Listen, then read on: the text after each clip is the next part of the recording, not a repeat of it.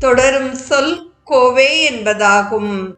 சகலலோக ஏக நாயகன் முருகன். தொடரும் சொற்றொடர் குற மின்கொடி தோள் புணரும் தேவே என்பதாகும். முருகன் வள்ளியை மணந்து உலகங்கட்கெல்லாம் இன்பத்தை வழங்குகின்றான். நிறைவாக வரும் சொற்றொடர் சிவசங்கர தேசிகனே என்பதாகும். சிவம் என்றால் மங்களப் பொருள். சிவம் என்ற சொல் வேதத்தின் இதயமாக விளங்குவது. சிவசப்தம் உபநிடதங்களுள் பயிலப்படுவது.